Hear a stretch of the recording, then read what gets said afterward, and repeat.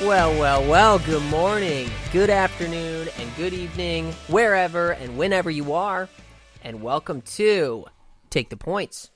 A true underdog podcast. We're back, baby. We're back. How's it going? It's good, man. It's been a hot minute. We're still navigating fatherhood over here. Yeah. We're just a couple weeks, though. Come on, give us some slack. Here's the thing. I was thinking about this the other day, too. People that are like, oh, when's the pod coming out? I think we know football season is where the bread is buttered. That's just where there's a lot going on. That's where we tend to be on weekly. There's a little bit more to talk about. I think in this, maybe with the NBA playoffs starting, I think we'll probably be on more frequently to talk about how the Pistons are progressing. But, this might be, we're entering the summertime. Golf season's starting. Like, we might be on an every 2-week cadence. And you know what? That's okay. It's okay, people. It's okay. And, I think that if the Pistons, a lot for me is going to depend on the Pistons in these next coming months. Like, yeah. If they're crushing it, I'm going to want to talk about it every week. And maybe I'll come on and do some solo pods. Dude, even like post-game stuff, like we got a good game 5 or something, they close out a series, let's get on here and talk about it. Yeah, it really just, I think that this pod ebbs and flows with the excitement levels of the team. Like, we were locked in at the start with the Lions when the Lions were the best that they were. Of course. Then the Lions, kind of have let us down, and it's harder to get on and want to talk about that as much when it's not as exciting. And you know what, I was thinking too, now I'm just talking general pod, like, we're not the radio. Like, we're not on every day from 2 to 6. So, like, if something breaking happens, we're not, like, we got lives going on. We're working and stuff, kids, whatever. Like, we're just going to come on and talk about a summary of what's happening in sports, and hopefully we hit on everything everyone's talking about. But it's not going to be everything, and that's okay. It's not. So that's to say to all you people, don't judge us. Yeah, don't quit judging me. Stop judging me. Just kidding. Oh, man. What are we going to chat about today? So what's on the docket? I think we just have to talk about the sadness for a moment that was the Red Wings March and, start to April. That it's been that for the last, 3 years in a row where it looks like, maybe 4 years in a row, where it looks like we're going to get in, or we got a shot at getting in, or we really should get in.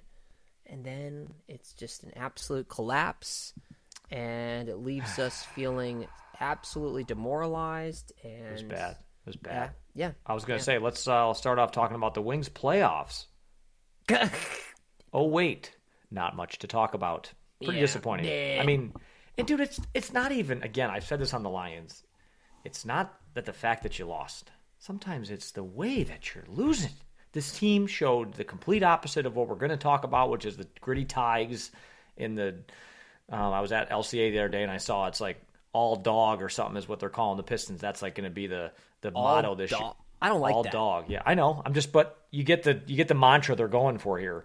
The Wings are like a limp noodle. I don't know what else. Like they're like a sticky piece of gum on your shoe that just like won't go away and it won't come off. And then you got to get out. Like they're there, they're not there. They're in the playoffs. They're out. They're in. They're out. They're in. They're out. They're in. I was ready for them just to die and be done. Is how I felt at the end of the year. I was like, I don't want to watch them anymore. I felt that too, but I was still watching it, which, I don't watch the whole Red Wings season typically because it's like hockey is not the number 1, 2, or even 3 sport for me. I do still love the Wings, but... Of course. I get it. But I'll watch it at the end of the season when it's like we have a chance. And man, it was looking okay for a minute there when we beat Philly. We're playing the Devils. And we had a solid lead. Yeah, it was looking promising to keep the hopes alive, to win 2 in a row. And sad that's what we're celebrating, but I agree. But like when it's coming down the stretch, it's like, okay, we still have a chance. Let's just win the next game and win the next game, and we'll chase. It was like Boston we were chasing. And I think that was a really, really good snapshot of the whole month. For the Wings was that game where we were officially eliminated, where we had the lead and just gave it away and then lost 5-3. It's just like, let's just collapse here. I mean, you know me, I've been an Yzerman. I've been deemed an Yzerman hater by some of my buddies, as I've told you, because I don't have faith in the Yzer plan, which I still don't. Hence, my name on here right now says Yzer fail. But I look at what happened the last 2 weeks of the season. Todd McClellan, their coach, calling them out publicly, like just these guys they're not playing for the name on the back of their jersey. They're just guys out there, like, could not have tried to motivate his team in any other way possible than just being like, literally, are you guys trying and do you care? And what did the team do? They responded with absolutely nothing. Like, there's nothing more he could have said. After the last game when they got blown out 8-1 to the Florida Panthers, who are tanking to try to get a draft pick, or just make sure that they're in the lottery odds and that they can keep their pick. It was a 43-second press conference to end the year, and he's like, I have nothing to say. Like, this locker room is what failed. Yeah, you can say all you want about Yzerman, didn't give the right ingredients, but there's like something systemically wrong in the locker room for them to have an epic collapse 3 years in a row and just no one on the team to show any fight. No one showed any resilience. Like, they were just dead. It was hard to watch. It was like they were getting, to your point, losing a goal lead with 15 seconds left. They're playing Gibson like every night. The guy had no chance. Like, his legs were cooked by the end of the year. It's just, that's what bummed me out. It's not that they didn't make it. It's that they literally had no heart and showed no grit, no guts, the things that we see from the Tigers and the Pistons and the Lions, hopefully. But yeah, man, that was my takeaway. 10 years, no playoffs. You said you don't trust the Yzer plan. How could you? He's been there, 8 years, not made the playoffs at all. Failed. The guys that we were expecting to come up and, change the team, they're here. It's not happening. Yep. So, of course, you can't trust the Yzer plan. And I think he's got to go, and I think Larkin's got to go, or they got to take the C, because it's just not, if it's the locker room failure, he's got the C on his jersey. That's on him. Yeah. I think those two guys got to go, and that would be the start of a turnaround. Yeah, they just need a major. They just need a major shakeup. That's the reality. They need, whether it's player. I don't even think it's on Todd McClellan at this point. I think he is a good coach. He's shown that he can get the best out of this team. But just at some point, you got to look at yourself in the mirror and say, do I want to be here? Do I want to win? Do I have the drive? You got Darren McCarty coming out saying this team's got no guts. I mean, you got great Red Wings alumni. This is freaking Hockey Town. Yeah. Are we Hockey Town anymore? We have the longest drought now in the NHL without making the playoffs. How can you call yourself Hockey Town? Yeah. You have teams that have one tear down and have rebuilt themselves now, all in the span that we've not done it. And that's, anyways, I could go on and on. We'll probably have a deeper dive at some point. Yzerman will have his end of year press conference soon here in the next couple of days, and we'll hear the for 45 minutes, and then we'll move on to something else. But anyways, yeah. Okay, well, at least we talked about it, and it's over, and we don't have to think about that anymore. Yeah. So there is something that is going a little bit better than that, but started off pretty bad too, as well, which is the Tigers season. We're like about 20 games in so far. How do you feel about the Tigers? I'm feeling good. I mean, I think there was definitely, they started off 2-0 to start the year, and they lost like 4 in a row, 1-2, and then lost again, got swept. Like, this was a weird start to the year. The bottom line is their pitching was just not holding up, and their batting was just cold as hell. And so I was bummed that Verlander went down. I was supposed to go to that Sunday night game that he was going to pitch, that national game. Yeah. He ends up getting hurt. And then, I got my Friday night ticket package, so then I have tickets last Friday, and again, it would have been Verlander. So I missed two JV starts for 2 Kiter Montero starts, which is fine. He's been pitching well. But, I think this team is starting to, as the weather warms, I think this team is starting to warm and just show that I think kind of who we think that they can be, which I think is going to be a really, really good team. And I think it's going to ultimately come down to pitching. If they can pitch like they've pitched, I think the hitting's there.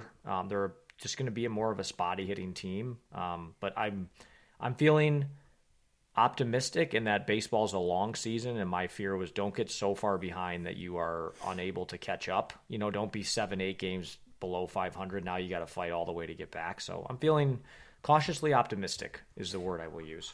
Yeah, I kind of agree. I was a little bit more worried, though, than what sounds like you are because of the teams that we've lost to. Like, getting swept by the Twins, dude, that just felt terrible. Like, in a 4-game series, and they suck. Yeah.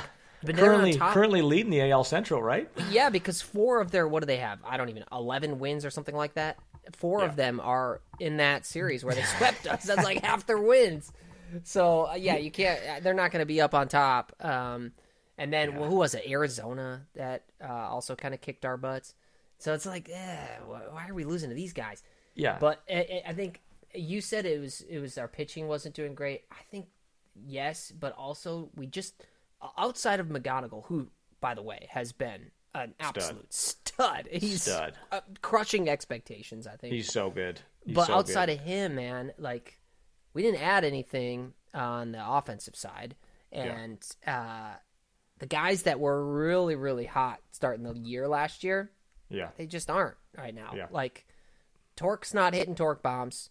Javi's been fine, but he's not like he was just shocking with the bat at the first half of the year last year. So that's kind of cancel out with McGonigal coming in and those guys not being what they were to start the year last year. It's kind of like flat there. So I think that's also been a problem. Yeah, I think I read too, just doing some research before this. I think before the series against the Twins, Tigers pitching was ranked like 22nd in the majors. Coming out of the series with, after the series with the Twins, before the series with the Royals, they were 22nd. Coming out of the Royals, they're ranked 6th now in overall pitching ERA. So that's where it just goes to show you it can fluctuate so much. I did want to comment real quick on McGonigal too. We got to call it out. Very shrewd, smart move by Scott Harris to lock McGonigal up to a long-term deal. I think it was 7 or 8 years at $150 million a year. You essentially bought out all of his arbitration and 3 years into free agency. I watched the press conference from that kid. He said he wanted to be loyal. He wanted to be here. You know, Scuba was there, Verlander, Torres were all in the back of the room jeering him a little bit, saying because he signed a big contract. But you're looking at a kid that's, a 21-year-old kid that's, 17 games into his major league career, and the Tigers already know this guy's going to be a stud. And I think just we could really have something special on our hands. And it's just every time he's up, he just watches the strike zone, very patient. Like he just doesn't make dumb plays. He's been decent in the field. I just think he's going to be a staple for the next, hopefully eight years that he's here, right, and maybe even longer. But just I want to give Chris Illich a shout out because that guy's flipped on me with the Tigers with all the money he's been pouring into him. But yeah, absolutely, he's probably the best hitter. I mean, he's the most confident I would have up being up right now in any clutch moment in a game. I would put him up probably right now over anybody on the Tigers. Yeah, there's no doubt about it, and that extension gives me the confidence that I think I am going to buy a McGonigal jersey because I've been needing a Tigers jersey. Love it. I have a Cabrera jersey that's old and it's like all stained up. So I need a new Tigers jersey, so I think it's going to be McGonigal. It was going to be Verlander or McGonigal. So you got to go McGonigal. That swayed me. Yeah, that swayed me. Yeah, you got to go McGonigal. The other thing I wanted to comment on real quick, and then we can jump into the Pistons stuff, was I think there's a changing of the guard taking place on the Tigers. I've had like this revelation. I think I texted you and Steve about it like over the start of the year. It's like if you look at last year, like our core of players, if you were to say who's the future of the Tigers, you would have said Torque, right? Riley Green, Gary Carpenter. Those would probably be like your 3 core guys, right? It's like you look now at that core, who the core of this team is going to be. I bet that answer would be way different when now you're saying it's McGonigal, it's Colt Keith, and it's Dylan Dingler. Like that, we've had this like transformation of like who are now the building blocks that the future looks like. Colt Keith is off to a great start. Dylan Dingler off to another great start this year. Yeah. I want them to lock him up too. He's Gold Glove catcher. And like you put those 3 guys in your lineup, I think of those 3 guys, I think 3 of them are hitting in the top 5 of your lineup right now. It's like that's where a guy like Torque, if he doesn't end up working out, you've now supplemented with a younger team. Torque's hitting 7th, 8th in the lineup right now. Yeah, Riley's starting to heat up now. I think he'll come around. I'm more confident in him than I am in Torkelson, but Carpenter's off to a horrendous start. I hope he gets his stuff together, but it allows you to have those players be complementary and not the core. And I think, again, the Dingler, McGonigal, and Colt Keith, if those 3 can be your core, they're young, cheap, under contract. That just like expands to my idea of like what this team could be. And I think it's just something really interesting to watch if that continues this year, because that makes the lineup super deep when you throw in a Torres and a Javi that's hitting, I think, 300 right now, 315, whatever he is. He's striking out, but he gets his single, a double a game. He's making great defensive plays. He's playing center field now. He's had a great slide yesterday. Like this team just got some swagger about them, and it's almost like they're too young to know what they could be. And I think that's I don't know, hopefully a positive thing to come. But that's one of my big Yeah, observations it's early on in great. the year. I think it's a really good point. The changing of the guard is I see that. Yeah. Although Riley had a great game yesterday, Oh. like 3 for 4. And people always have said, he's not clutch, and he hasn't been. But he hit that clutch.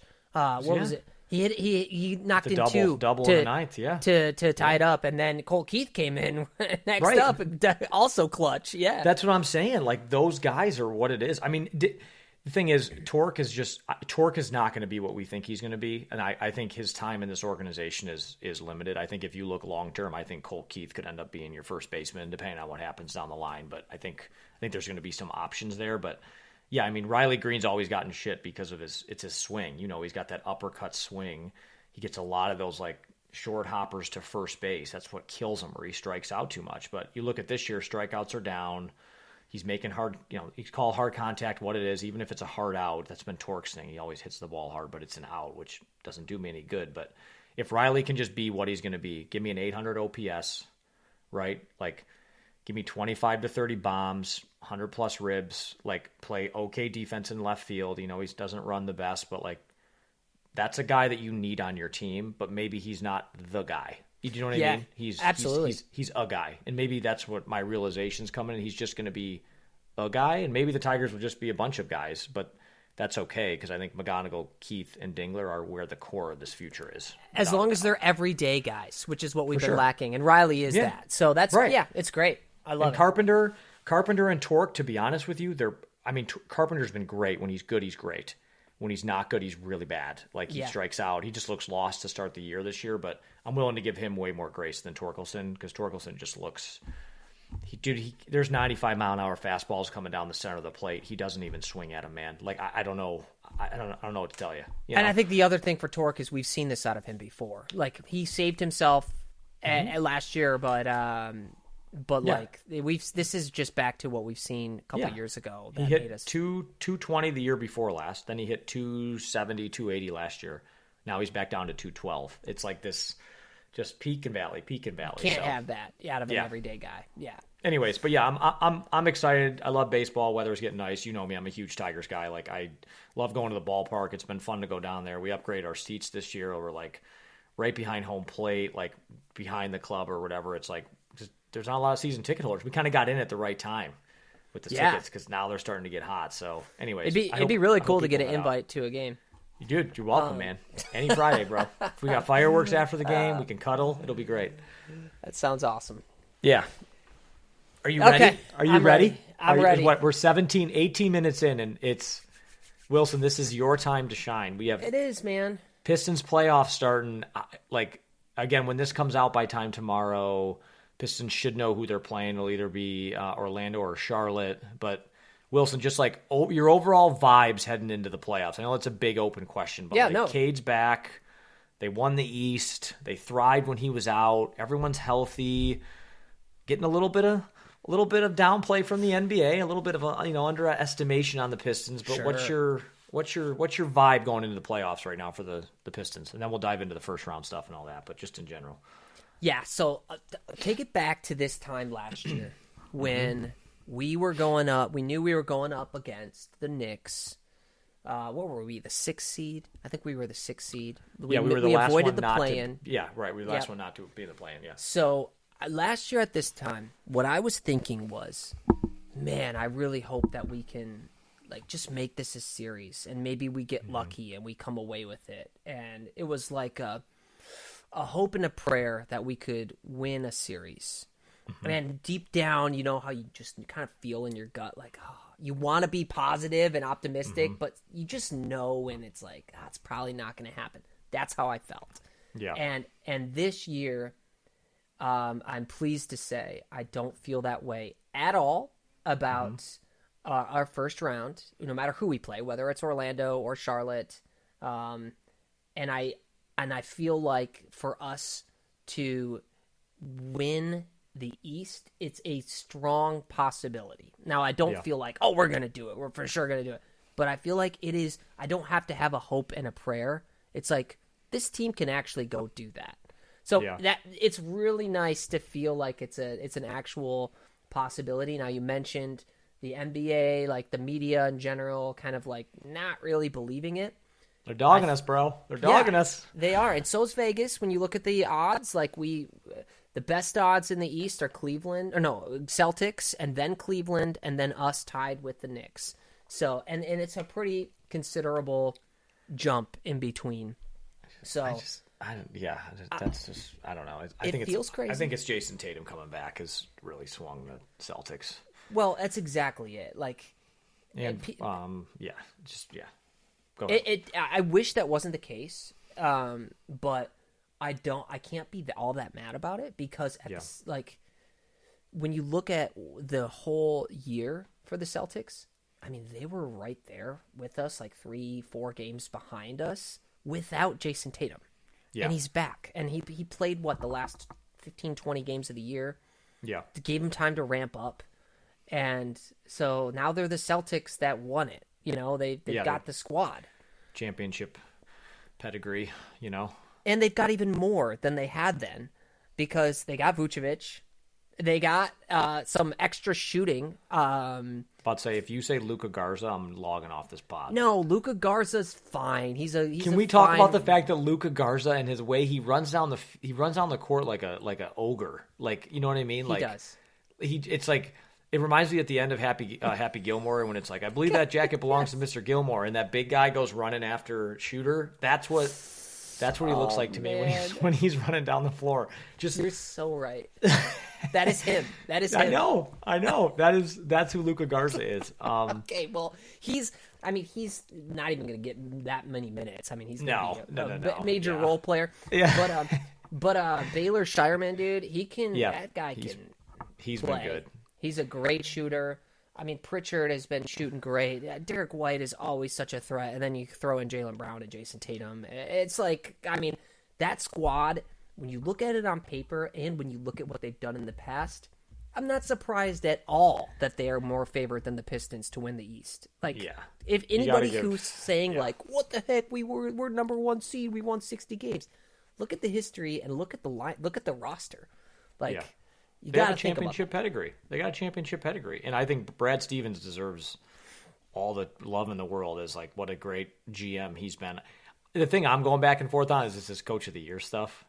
Like, is it going to be Missoula or is it going to be JB? I'm like, I get it. I know the Celtics were without Jason Tatum, but it's like, dude, we went from 14 wins 2 years ago to freaking winning the Eastern Conference. Really, I don't want to say running away with it, but, you know, it was what ended up being 4 games at the end.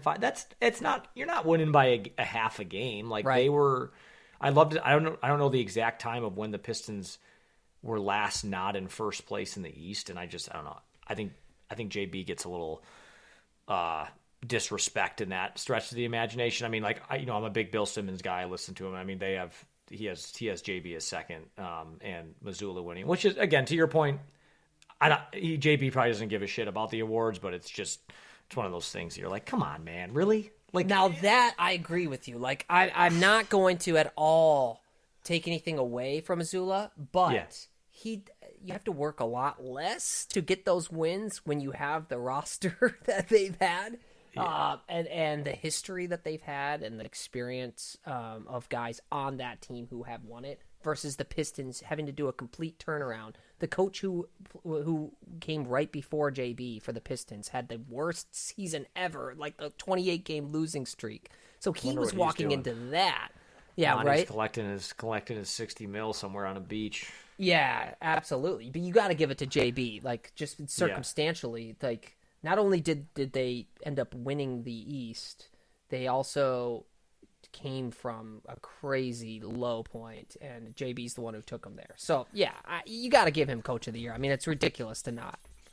Yeah, I just think it's crazy. Yeah, I'm kind of shocked at just all the, I don't want to say disrespect, but just anyways, I listen to way too many NBA podcasts and stuff, and the Pistons are always just like an afterthought. And it's like, man, they freaking won the Eastern Conference in the regular season, which is just like, just a level of disrespect. It's like, again, listening to Bill Simmons, and, you know, I know he's a big Boston guy, but it's always like, let's talk about all these other teams. And it's like, how about the Pistons? Like, they're cute. And it's like, yeah, no shit. But like, where this was always rounding back to, Wilson, was like, your thoughts on the team is like, at least with the Pistons, I think they've maintained the mindset that you have, which is like, I think they still got a chip on their shoulder, and they're not playing like they're the number one team in the East, and they feel like we're just riding in like we're going to win no matter what. Like I think they still have that chip, which is what I think is going to keep them going. Like they've maintained that. It's what the Lions tried to hunt for last year, 2 years ago. How do you like be the best but still have that like hunter mentality versus feeling like you're hunted? Those are two very different mindsets. I think the Pistons still are in that we're hunting. Like we want that respect, and I think that fuels how they play. They try hard as hell. Yeah, it's a major motivator for them, and I'm glad that it feels that way, and hopeful that it feels that way for them. And look to the Bill Simmons of the world, and other media and Zach Lowe and all of them. Yeah, like those guys. I'm sure they're experts. They watch the NBA. They know what they're talking about. It's what they do. Some of them. And others of them that hop on there and just are talking, I'm like, do you even watch these games? Like, you're on these major stations talking about it. But do you know any of these players? Do you know who Dennis Jenkins... A.K.A. Charles Barkley during the NCAA tournament, when he's like, he doesn't watch college basketball the entire year. And then they throw him on there to be like, talk about these kids. You can't even pronounce the guys' names. And you're like, thank you. I'm really glad I'm following your insight and recommendation. Exactly. And I think that's a higher percentage of them than people think. Like, and so for those people, they don't know what Javonte Green, they probably don't even know who he is, let alone what he provides for this team. Or Dennis Jenkins, that he can be a legitimate... You take Cade out, you put him in, and he can go out there and give you 10 points in a quarter like it's nothing. Like those people don't know that. The casual NBA fans have never even heard of those guys. So that's another reason why I think they're not getting the respect, is because Cade's a new superstar. Jalen Duren is a new all-star. That should be all-NBA, by the way. I hope he is. Yeah. But they're just so new and then unknown guys who are really, truly making a big impact. That people just they don't know what to expect. They don't give them the respect because they've never heard of them before, or they don't know what they're capable of. They haven't watched enough Piston basketball to know. So I think that's part of it too. It's like Cade and Tobias are the two most known guys on our team. Tobias just because he was in Philadelphia and he's been around the league for long enough. I have two questions I want to ask. I'll start with the first and then I'll go to the second. First is going to be looking back. Second one will be more about the playoffs. I was thinking about this the other day. I'm like, it's going to have a couple thoughts and then a question, but I can't think of a better turnaround in recent history than what the Pistons have done.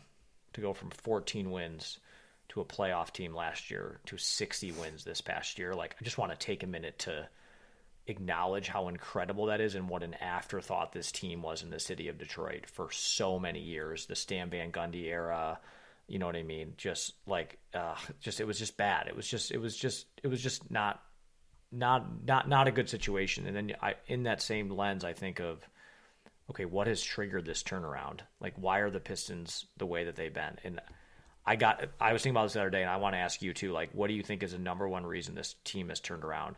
For me, the answer is Tom Gores, which I never thought I would say. But like, that guy came in, hired Van Gundy. It was the wrong hire, right? He went after the name, someone just to run it. He was going to be doing his platinum equity and not be here, whatever. Goes out, right, and then he hires what's-his-nuts, his GM. I can't think of his name. Who's the GM before Langdon? What the hell is his name? Oh, yeah. Gosh. Mr. It's I can't hilarious think of his name. how fast we forget these guys. Yeah, he's over in New Orleans with Dumars now, making ridiculous trades or whatever he's doing. Troy Weaver, what a boob that guy was, having 17 big men. And then you hire Monty Williams and Trajan Langdon, right? But, like, you hire Monty... You pay him a ton of money, and then you're willing to walk away after 1 year. And I think it took this owner time to realize how to be a good owner, and he's got the money. I think he's staying out of things now, right? And I don't think they are where they are without Tom Gores having a change of mindset to bring in the right people and like enable Trajan Langdon to do what he wants to do, and enabling him to go out and hire someone not Monty Williams, right? To go out and get Bickerstaff, like writing a check for $60 million in today's league, like. Dude, that's like an LA Lakers, like, you know what I mean, New York Knicks move. That's not a Pistons move. You normally don't see them do that. And so, anyways, I know that might seem out of left field that I want to give Tom Gores credit, but I think he's learned how to be a good owner, and I don't think that can be overlooked. But anyways, I want to get your take too. If you had to put this turnaround on one person, one thing, who would be your person? It's a good question. I probably wouldn't have said Tom Gores, but you make some good points. Like, Yeah. there's 4 key guys that were needed for this turnaround. I don't think you do it without all 4 of them. You need all 4 of them. And it's Gores because he's got to make those decisions. It's Trajan Langdon because what he's done since he's come in has actually made this team, like, it's molded them into something that's actually viable. And then it's JB Bickerstaff, of course, for like just the strategy, for the motivation of the guys day in and day out, knowing how to use guys in the right spots. And then it's Cade Cunningham for making everybody on the court better. Those are the 4 guys that have done this turnaround.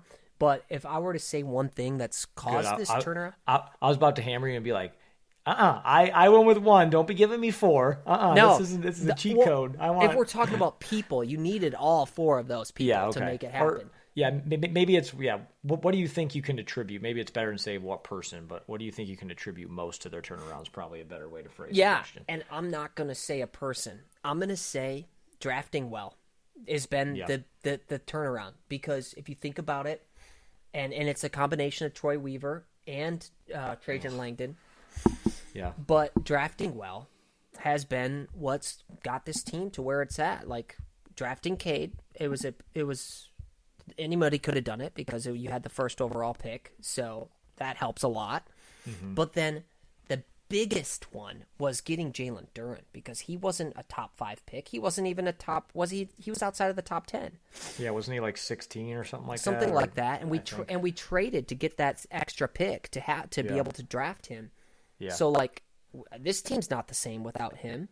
Yeah.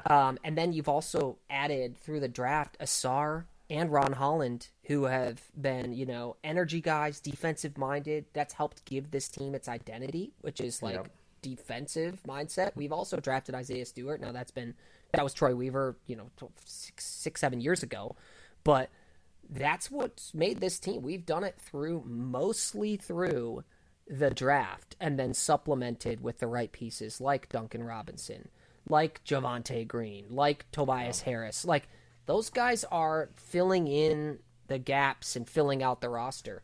But all the major key players were drafted and just like selected well. So that would be my number one thing.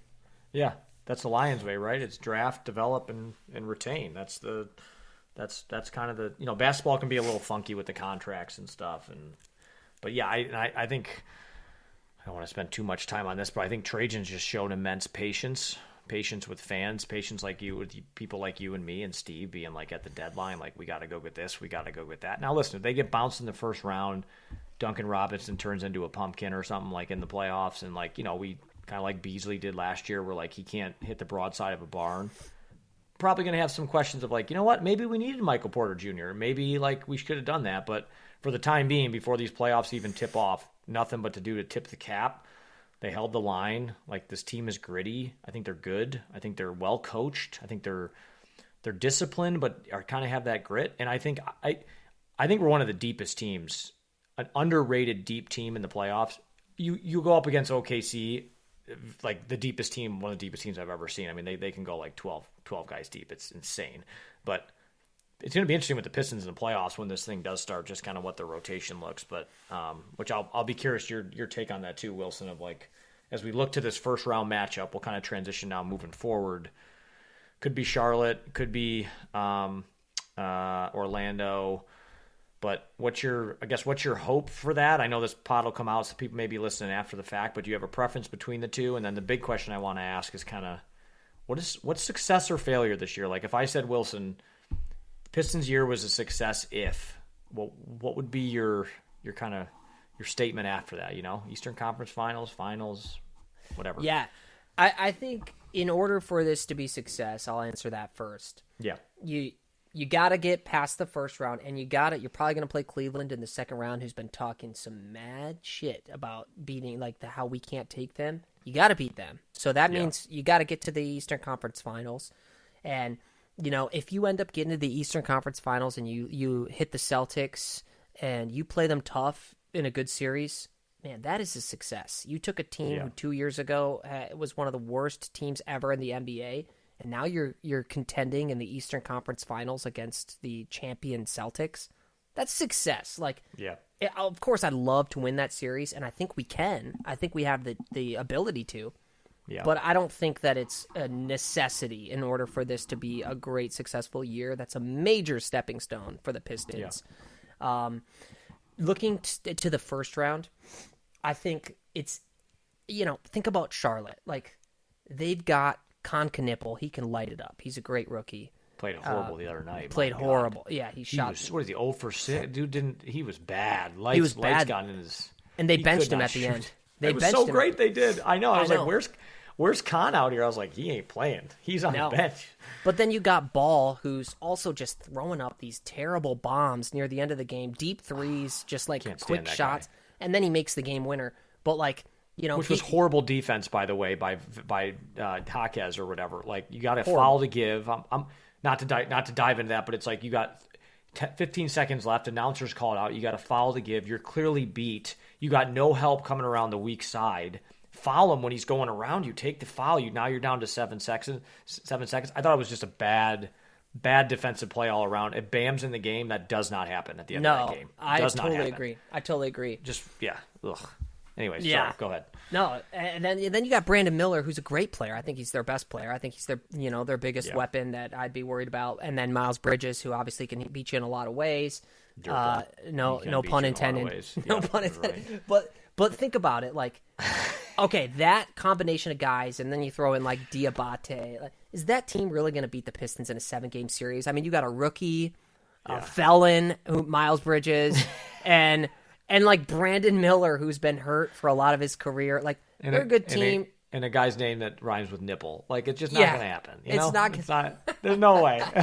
There's no way. They might take a game or two if they have a great game and Knipple is like shooting the lights out. But they're not going to beat us in a 7-game series. I was trying to think who at their best, like, am I most afraid of? And I think, like, that's where I got to admit it's probably Charlotte, just because I don't think Orlando has ever come together with the team that we thought they were going to be. I was giving them props this offseason. A lot of people were going out to get Desmond Bane, right? You got Banchero, you got Wagner, but Wagner was hurt for 50 games this year, and he's come back, and he's not been the same. He's still not healthy, right? Like, that team, I still think has a bright future. I think what's his name? Their coach, Jamal. I can't think of his last name. He's going to be on the hot seat too. They just have not, like, melded the way that I think that they needed to, and that's why I think that team's more susceptible to being able to beat easily. I think Charlotte can get hot, obviously, but I think there's also just a little extra juice with Charlotte. You know what I mean? You mean with the fight? And it's like, can Isaiah Stewart go into that series and say, okay, I'm not going to let you get under my skin. Like, the way I hurt you is not by going out of the game. I hurt you by being in the game. Is like, I hope he can have that mindset. I think he will. And Ron Holland, you get those two cooking, and things can escalate quickly. But I think I'd rather play Orlando purely in this. Not that I'm afraid of Charlotte. I just think at their best, who do I think could really give us a run? I think it's Charlotte. They got great 3-point shooting. The 3-pointer can be an equalizer. Pistons at the end of the year were not great against the 3. They started to get a little lazy toward the end of the year.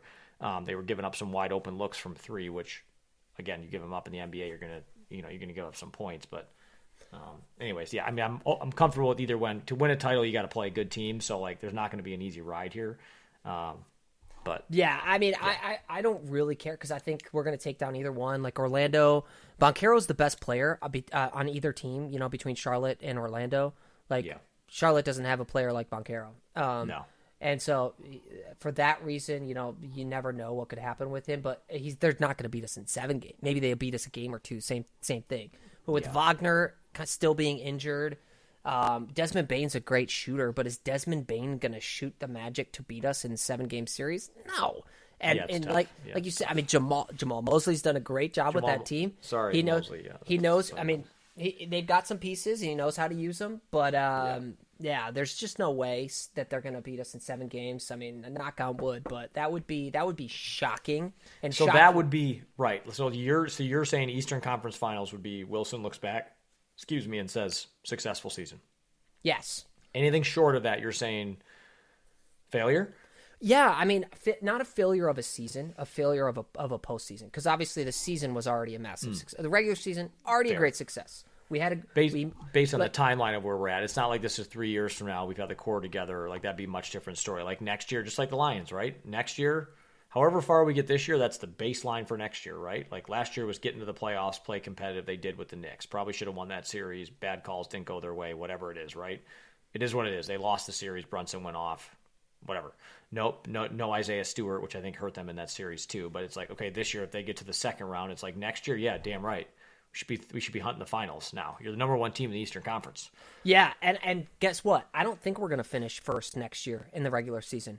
I'd be actually surprised if we do. Me too. Because it's hard. First of all, it's hard to do that in back-to-back years. And secondly, you don't have to be the number one seed to win the playoffs. So I don't think we will be. I think that it will most likely be, if they keep the team together, the Celtics will probably end up being the number one seed next year. And we'll be like, okay, now we're 2 or potentially even 3, but I think we'll be a top 2 seed still. Yeah. It's just like right now you have home court advantage through all of the East. So let's say we do get to the Celtics in Eastern Conference Finals. I mean, we got home court. That's big. Huge. That's that big. Is huge. And the fans got to show out. Yeah, so I think we are poised right now we've given ourselves a really good chance, and that was done with the regular season being a big success. So I think you can't take that away from them, no matter what. They put themselves in a really good spot. But now for the postseason to be a success, you obviously got to take care of the first round. Then you got to play Cleveland. Probably, I'd be really surprised if they lose to the Raptors. Me too. That would be shocking. It's not going to happen. And with the way that they've been talking, I mean, we just can't lose to James Harden. We just can't lose to him. Like, you willing that to happen? Like, we can't. Like, it's like a fact. We can't lose. It's impossible to lose. Not to James Harden. I mean, but Mobley with Donovan Mitchell. I mean, their roster is also, it's very well put together, and they got a lot of guys who can score. So they're going to give us good. They're good. They're going to give us trouble. NBA playoff basketball is different. That's the one thing I will caveat all this with. Is like, because I'm kind of with you. Success for me is like getting to the Eastern Conference Finals. I think would be a validating reason for us and for the NBA to say, okay, this team was for real. But playoffs are tough. Like, what happens in the playoffs. The rotations shrink down. It's how it works. It happens every year. You got these guys that were great role players in the regular season. Lights get big. Defense clamps down. That's the thing about the Pistons. They've been trying hard the entire year. I bet 9 times out of 10, every time they took the floor, for the most part, they were working, running, and just playing overall harder than the other team. I think in the playoffs that stops. I think I look at a team like Denver. They were just lollygagging through the year. They know they got Jokic. Like, they're just waiting for the playoffs to start. Like, the Pistons are eventually going to get back to that as a franchise where it's like, okay, can we just get to April and May here so we can start the playoffs? And so the question is going to be, can a guy like Dennis Jenkins, for example, in the playoffs deliver? Can a guy like Javonte Green? Can a guy like Duncan Robinson? How much run is Karis LeVert going to get? Kevin Huerter has been playing a lot more. Like, that's my biggest question mark, I'd say, going into the playoffs would be, what's JB going to do with the rotation? Is he still going to be rolling 11, 12 deep? Are we going to start to see maybe a shortening of the rotation? Is he really going to start leaning on some of these playoff trusted guys, right? Tobias has been there. Duncan Robinson had a lot of success with the Heat. He's gotten way better defensively. Duncan Robinson's gotten way better defensively. And at getting to the basket. The dude can actually take it to the hole.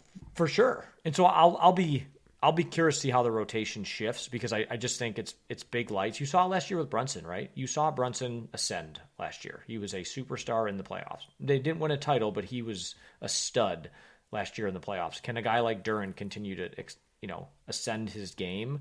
That's what's going to take this team to the next level. If they play the same way they've played all year, the same effort and the same success that they've had, I think getting to the Eastern Conference Finals is the bare minimum of what I would deem as success, right? If someone gets hurt or something crazy happens, like, sure, my expectations are going to change. Now it's time to kind of validate it to themselves and to the league. Like, this wasn't a fraud. Like, this 100%. team is good. And, we're more of a, Cade's the Batman, Duren's the Robin, I would say. And then you just kind of got a bunch of cast of characters around him to be like, go out there and throw it at the teams and just play tough. And that's my hope that we see that. But that's be my biggest concern is, can they do it in the playoffs? Because we haven't seen it yet. And I mean, That's my only qualm with that I feel some type of way about is that Cleveland has better odds than us, because I would not say that they have a better chance of going to the Eastern Conference Finals than us. Like when I think about that series, I will still feel like in my gut we're gonna win. Like I don't know. I think that to expect Cleveland to take us down when they've got to come to Detroit for 4 of those games is surprising. Because we do have such a deep lineup, I think we should continue to play 10 guys. I think that he will continue to play 10 guys. It just might be that Ron Holland gets 10 minutes. Javonte Green gets 8 minutes in some games, which has been he's done that throughout the year as well. Yeah, he started to scale back. I'll be curious, too, if Danis and Cade can work together. It's really interesting. When Cade was out, Danis was obviously cruising. He really was kind of the alpha of the team. It's interesting when I've seen since Cade's been back, Danis has definitely taken a hit with some of his stats, which is expected because Cade is the guy, right? It's interesting to have those two on the floor together, which, I've always been a proponent. I think Cade's better as a 2-guard. I just think he is. I think he's better coming off the ball. Still can run the offense, but I just think I think he creates more of a mismatch when he's off ball and can work off some screens, et cetera, get open at the top of the key. That's just, not to go basketball nerd, but I think he plays better in that versus having to bring the ball up. I don't think he's a great natural point guard. I think he's a good assist guy, of course, but I think it's off the 2, and that's where, can a guy like Danis, what's your best lineup in the playoffs closing out a game, right? It's going to be Duren, Asar, Cade, and then it's those other 2 spots, right? It's like, is it going to be Danis and Duncan? Tobias. Is it going to be Tobias and Danis? Like that's going to be the chess match that I think JB's going to have to play going into these series, because I think you make a good point about Cleveland. I think the one thing that Cleveland has that can neutralize us is they do have size. Like you look at a team like Charlotte, Pistons are going to have their bigs are just better than Charlotte, right? Where they got Williams or whatever was in the other night playing the 5 at the end of that game. It was like, come on, dude. Like he's at best a 4, probably a 3, but like he should be in there. Yeah. And that's where I think that's what probably, same with Boston, does not have great big guys either. That's where it's like that. Duren to me is an advantage in both those series. I think Cleveland's where Mobley's a tough guard for Duren. He just is. He can shoot from the outside. He's going to make him move his feet. Like it's a different matchup. I think is probably where the Cleveland love is coming from, is that like they neutralize us a bit more than I think the other 2 teams do, just in how we played them this year. Yeah, it's a good point. I do want to see them give Mobley some different looks, though, too. Duren, and then I want to see Asar on him some as well. He's if he's shooting from the outside, put Asar on him. I know Mobley's got a few inches on him, but Asar can defend anybody in this league. He's making a run for Defensive Player of the Year. Yeah, you think he'll get some votes for it? For sure. I think he will get some votes for it, so you got to put him on Mobley a little bit. Yeah.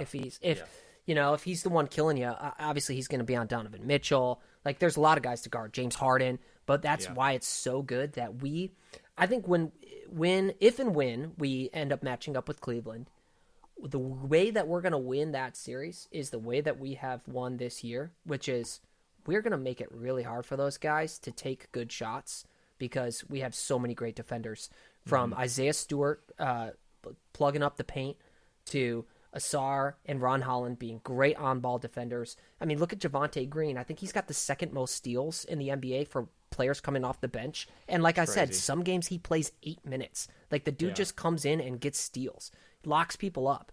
Like we have so many of those guys that we can throw at Harden and Mitchell and even Mobley that I think that our defense will be too much for them. And really that's how we're going to win the series. Yeah.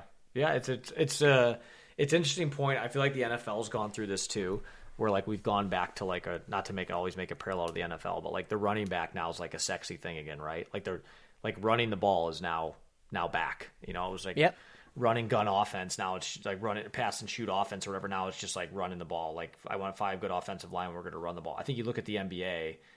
It's like this is where the Pistons are. I want to say they're bucking the trend a little bit, where like they are a defensive led team. Their defense creates their offense. Like it's like Michigan State, right? Michigan State thrives off of fast breaks. Pistons are the same way. They thrive off of turnovers. They are going to wear you down and just make you take bad shots, which like a guy like James Harden, right? You get him 35 feet from the basket trying to make some hero ball like that. That's how you win. That's what they want. And that's where I agree. I think it's going to start on the defensive side of the ball. Can they maintain their same intensity that they've had all year, which is hard to do, but like, can they get up and rally for the playoffs and do that. Like look at Asar last year against Brunson. He did not have a great series against Jalen last year. He didn't. He iced him out a couple times. I mean, it was not a great series. Brunson's one of the best in the league. Pistons got killed in the last 4 minutes of all those games last year. That's what it all came down to. Like, they couldn't make a bucket and they couldn't stop him when they had him to. Like, they had that series in the hand and they couldn't close. Can they find a way this year to lead, first, second, third quarter, and then close it out in the fourth? They even struggle with that a little bit this year. You turn the game on, they're up 20 in the third.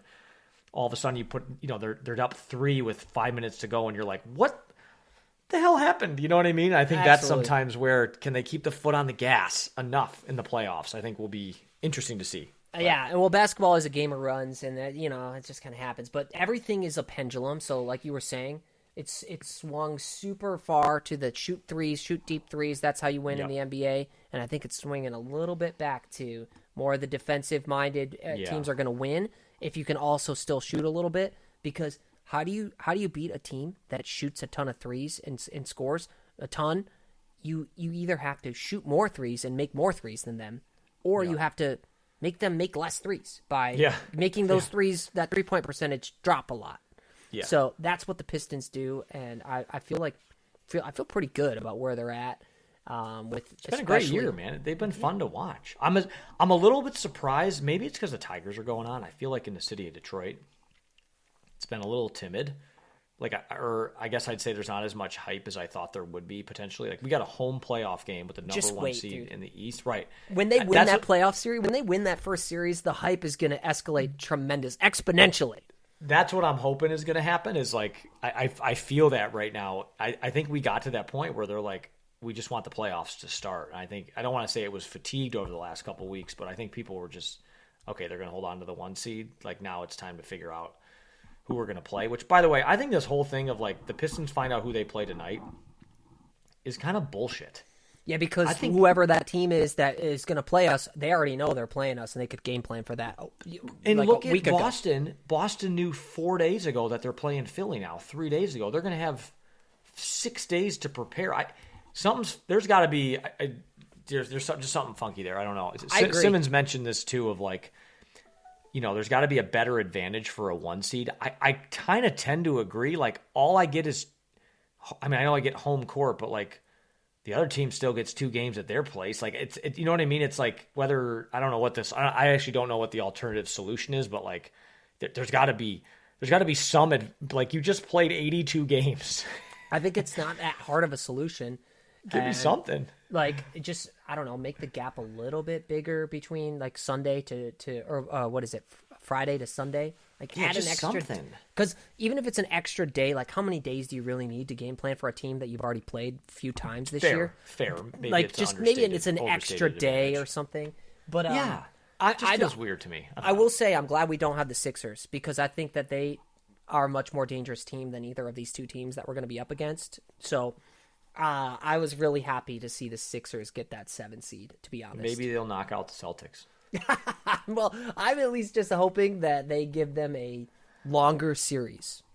Yeah, I think, and the big question is, do you think we can, and then we can wrap, but, I mean, you think the Pistons have, what do you think they're, if you had to put a percentage on it, like confidence level, that they could actually win the NBA title? Like, I don't think there's any way in hell they can beat OKC. I wouldn't say I just don't see it. Well, think about it. I see like a 10% chance for them, which is so crazy going into the playoffs, being like, there's like this behemoth of a team. Like, we're talking about playoff matchups, getting to the Eastern Conference Finals, and it's like, imagine saying, oh, I want the Lions to win, but there's no way they're ever going to win the Super Bowl. It's such like a weird mindset. I just think OKC is that team. They are so freaking good. Maybe. They are tough. But think about it. Think about the Pacers. What the Pacers just did to them last year. Fair. True. Pacers, you weren't expecting anything out of Indiana, and what did they take them to a Game 7? Yeah, right. They took them to Halliburton. Game 7. Yeah. They had that's fair. You could make the Cade to Halliburton comparisons. Absolutely. And the rest of our roster, I would take over what Indiana had. It's a fair point. You can never count. I do love me some TJ McConnell though. That guy was ridiculous. He's so good. But if TJ McConnell is able to do that, and we have Asar who's much harder working, better, and much more gifted. You can't say harder working. I mean, TJ McConnell lights it. TJ McConnell's got an offensive game. Asar could use a little bit of work, but two very different players. Okay, but they're both like they're gonna grind it out and they're gonna play hard nose. Like I think they're specialists in their respective port. Like I think McConnell's a great get to the hoop distributor. Asar is just like, I'm gonna whoop your ass on the defensive side. I love we're doing Asar to TJ McConnell comps. Just saying, like I was trying to pick somebody else on our team who I'd much rather have as a contributor over TJ McConnell, and if they can do it with him, and we got guys who are much more elevated. Like I like your confidence, but what's your percentage, Wilson? What's your percentage? Mine's at like 10%. Chance that we beat OKC and get to the finals and beat them, I would say probably like 20%, honestly. Chance, how about take out OKC? The odds that the Pistons win the finals, because it very well could be the Spurs. Like I wouldn't be shocked at all if the Spurs are there. Which they whooped our ass this year, and they are very good. Yeah, I don't really want to play them, but I'd say probably 20%, man. Like if we play them in a 7-game series, we might win 1 time out of 5. But then you got to also count in like the chance that we even get there. So maybe more like 10% is right. Yeah. It just that mindset's just interesting, right? Of like success would be to get to the Eastern Conference Finals, and then I guess at this point you say you're in the dance. It's like you got a shot. It's like March Madness. You never give your team a shot, you end up winning. Like that's how it goes. You just want to be there and. Like, no one thought the Pistons were going to beat the Lakers. I would have been on here saying the same thing. No way they're beating Kobe and Shaq. No way. Sure. Derek Fisher, that entire roster, Karl Malone. And then we kind of smoked them. And they rolled them. Right. And they rolled them. Think about just how good it would feel if we're even just there. If we're in the finals and we have that problem, whether it be Spurs or OKC, like, we would... I'm not going to be sad if we lose that. I'm going to be... You're willing to deal with that problem. Yeah, you're willing to like let's have that debate on here when it happens. What shot do we have to beat OKC in the finals? I would love to have that conversation. Yeah, exactly. Yeah, let's just win. First, let's win a playoff series. Then let's take down the Cavs in their haughty position that they have put themselves into, and then we got either the Knicks or the Celtics to worry about before we get there. So they're a long way off, but. So call your shot before we wrap. Pistons will play Orlando or Charlotte. What do you think the series ends in? We play Charlotte. We take them in 5. Then we play Cleveland. It goes to 7. We win it. Ooh. Then we play the Celtics, and we lose in 6. Ooh, wow! You went all the way. I was just saying first round. I love this. I'm going to say, go ahead. And then the Spurs win the NBA championship. Yeah, I was about to say someone from the West is coming out on top. I'll say... I think Charlotte is going to win. I think Orlando's just cooked. And I'll say Charlotte in 6. I think it'll be a little bit of a longer series. Charlotte in 6? I'm sorry. Us in 6 over Charlotte. Okay, good. My distinct apologies, yes. I would be devastated. Yeah. And we're out. Robbie said Charlotte's going to win. See you later. Charlotte wins it in 6. Yeah, and then whatever else happens after that, I don't know. Just what my mindset is? Just get out of this round, and then we'll talk about the next round once we get there. That's probably a better way to go. Yeah. Yeah. All right. Well, this was great, man. This was good to catch up and go Pistons. I'll be there on Wednesday, so you're gonna need to get to a game, Wilson. Maybe I'll go on Wednesday too.